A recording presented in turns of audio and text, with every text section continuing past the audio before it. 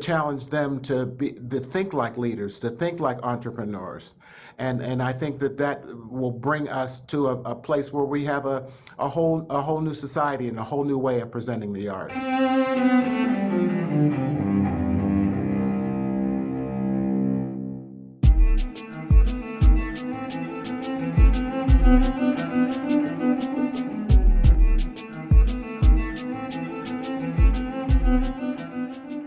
Welcome to Arts Engines. I am your host, Aaron Dworkin. And with us as today's guests, we have Thomas Douglas, who is a leading conductor and serves as Director of Opera Studies and Director of Choral Activities at Carnegie Mellon University. Thomas, welcome to the show. Thank you, Aaron. It's so good to be here. I'm really glad, really pleased. Oh, well, it's so great to be able to have this opportunity to, gain insight and knowledge from you and all of your experiences and your leadership in our field. And also, I should share as well that Carnegie Mellon is our co-curator for this show.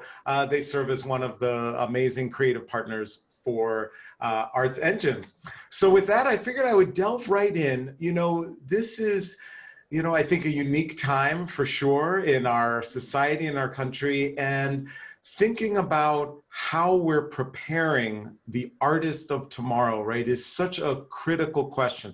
We have to deal with all of these things that are so urgent, but how we're preparing tomorrow's musical artists is really critical, important. And you're tackling that work at Carnegie Mellon. And just wondering if you could share a little bit more about kind of the focus of how you view that and how you view your role there at Carnegie Mellon as we think about that preparation.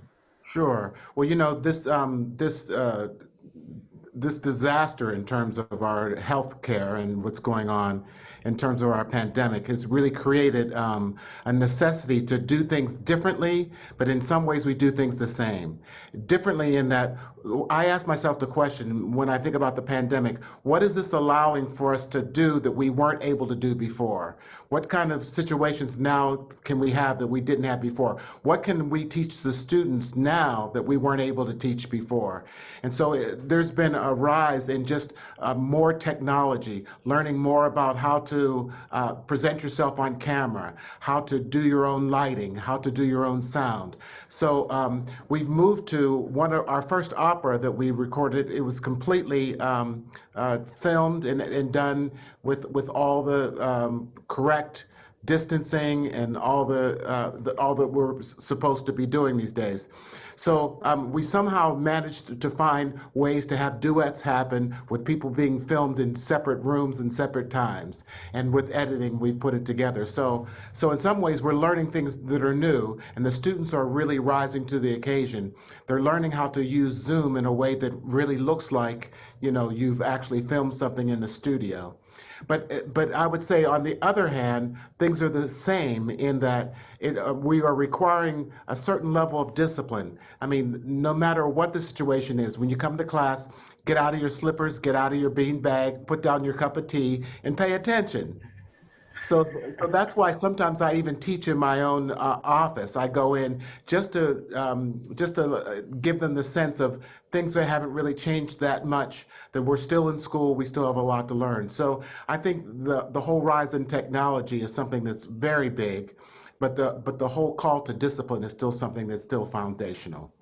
Yeah. So, and there's so many things involved in there. So one of the things I'm wondering is, have you noticed, is there a difference in the way that your students are learning? So obviously they're learning online, but do you find that there are different techniques that you're able to utilize to help prepare them, or to communicate or share information, or to inspire them to get to change, or to incorporate these aspects of discipline or those types of things? Are you finding that there's any new techniques that work in this environment? Well, I think that just the pandemic has created a situation where the students have to take on more responsibility themselves. And so knowing that that's the case, I try to use that as a call to attention, as a call to responsibility. For instance, how do you have a choir rehearsal on Zoom. It means that people have to really sing by themselves and they can't rely on the other person. So that therefore they have to really know their own part. And something rises up in them of pride and a good sort of pride when they know that they know their part. So I try to be as animated and inspiring as possible on camera because it's difficult to go from this two-dimension into a real kind of interaction. So my desire is to be very active, very interested. I ask questions a lot just to get them to respond, different than it might feel if we were in the classroom. Awesome, awesome. Well, I think it's just, this kind of brave new world that we're in. So as you think about, specifically thinking about, this aspect of opera, I'm wondering, are there things that you think will be different in the field? So as you're thinking about and preparing students, that now they will actually live a different reality than we might have in, the past 10 years.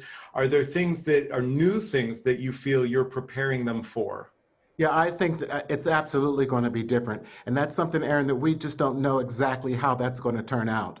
But as things kind of unfold and come back together, it's going to come back to a new reality. And we don't know exactly what that's going to be like, but I know it's going to involve technology. I know it's going to involve bringing people from further distances closer in some way because of technology.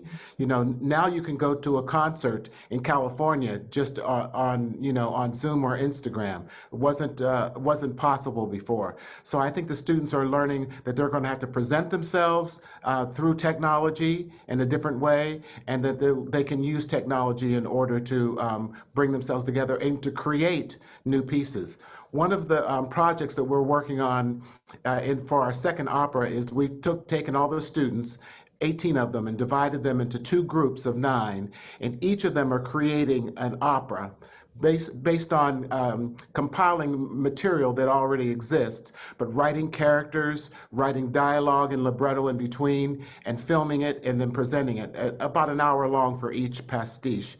And so we know that they're learning new techniques of how to present themselves, how to create, how to write, how to put things together, how to make decisions, how to hang wallpaper behind yourself, all that kind of stuff. So I think it's going to look different in the next few years. Awesome. And, as you look forward, do you think that with some of these changes, it may actually make our art form more accessible? And if so, are you kind of in any way preparing your students for how they could be leaders in that new accessibility that might exist? Yeah, I think it's going to be different in that it's going to be expanded. I think that we may be able to return to some of the traditional ways of presentation, but I think now that we have more technology and this challenge, it's going to be an expanded way to present. So there'll be more possibilities, more variables, more ways that can happen. And so Carnegie Mellon has always been good about preparing leaders. And I think that the challenge that we give them is you create, you decide, what would you do? What would your idea be? And just to challenge them to think like leaders, to think like entrepreneurs. And I think that will bring us to a place where we have a whole new society and a whole new way of presenting the arts. Awesome. So just to delve into that, you mentioned kind of that how they can be entrepreneurs.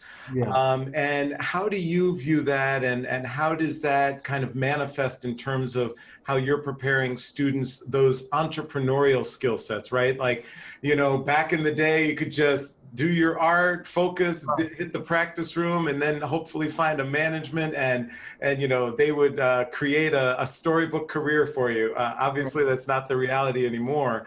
So how do you view that role of entrepreneurial skill sets and how we empower our students? Well, we've been really great. We have several of our faculty members who teach entrepreneurial classes. And in those classes, they challenge the students to learn and think about things differently. And one simple thing is, how do you create your own website? How do you decide what your look is going to be? How do you decide what kind of things you're going to put on your website and how you're going to organize it? So, just beginning to get them to create, getting them to be the leader, not to just sit back and absorb, but to think about how they want to take on new ideas. Because we know that what is it? 60% of college freshmen or college students change their major at some point. So that means that when they come in, they're still creating, they're still trying to figure out where it is they need to go. And I think it's our responsibility to really pay attention to those individual students, find out what they're really interested in, give them ways that they can start to move forward in those ways. And it'll start to emerge. It usually happens around sophomore year that you start to find out, what, I'm really not interested in opera, but I'm really interested in opera management. Aha. So if that's the case, then let me get you in touch with this person or another person. So as their interests and proclivities start to emerge, then we just try to steer them in directions that's going to help them to discover that even more and more. Definitely. So, as part of this change, we don't only have the pandemic of a health pandemic, but also an ongoing crisis and situation relating to race and Right. diversity and inclusion and all of those issues. I'm wondering if that has found its way into how you think about how you're preparing your students. Well, it has to, and Carnegie Mellon, there are some people of color there, but basically it's a white institution. And so, and that's reflected in the faculty and the staff and in the student body also. But we can't avoid what's been happening in our country. I mean, everyone knows about George Floyd and Breonna Taylor and everything that's been happening, Black Lives Matter. And so we're finding that the need for diversity, equity, and inclusion is so much greater now than it was, or it's more to the forefront of everyone's awareness and attention. So we're finding that how does this really influence what we teach? How do we talk about music theory from something other than a European Western standard? How do we look at new pieces that need to be performed and find out how they can relate to the current society?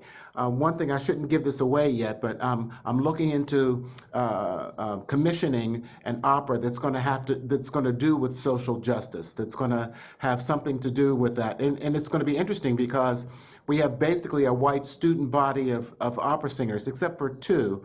So we got to find out a way that, to not make them George Floyd or Breonna Taylor, but somehow raise everyone's awareness of these situations and how they can be involved to become allies and really allow their generation to to let freedom ring, as John Lewis would say. Yes, yes. Do you feel like there is a role that the arts can play itself in terms of affecting these, racial disparities, conflicts, et cetera? And are there things that our young artists can learn about, ways they can use their art disciplines, their artistic disciplines, to have a social impact? Yeah, I think so. I think when we think about arts in general, the need for arts is just so foundational and so basic. It's all about community. It's about raising our awareness, about stretching our perspectives of life, and using it as a way to grieve, as a way to celebrate, as a way to stretch your heart and stretch your mind. And I think that the students now are becoming more aware that they are the next generation of leaders. They're the ones who are going to take on leadership in the next couple decades. And so I think that they're realizing, they can start arts companies. They can be artistic directors and producers. And I think that it's our job just to push them a little bit more and to really pay attention and see what they're doing and see what they're thinking about, see what they're talking about, so we can move them as educators ourselves, move them into more responsible roles as leaders. Wow. Awesome. So unfortunately, we're beginning to run just a little short on time, but I was curious, in terms of your own leadership and your own role as an arts engine, there must be times that things just feel like they're almost overwhelming or challenging. Where do you find your own sources of inspiration, of strength, when you feel like you're faced with significant challenges? Well, for me, Aaron, it's about creating. I have to always be involved in some kind of creation process. Right now, I'm working on a film project with a friend. He's done a 20-minute video that he's asked me to score some music for. And so I sit at the piano and come up with some ideas, and we share on Zoom and that sort of thing. But I find that creating is very foundational to me staying inspired, that I have to be working on some sort of project. I also conduct the Bach Choir of Pittsburgh here in town. And so we had to come up with how do we do a virtual season? So it forces me to create and forces me to envision what else may be possible. So as long as I'm involved in the creation process, then it inspires me. It keeps me moving forward. Thomas Douglas, you truly are one of the great arts engines that is powering human creativity in our field. Thank you so much for taking this time to come on the show. Well, thank you, Aaron. It takes one to know one, so you are too, my friend. So thank you.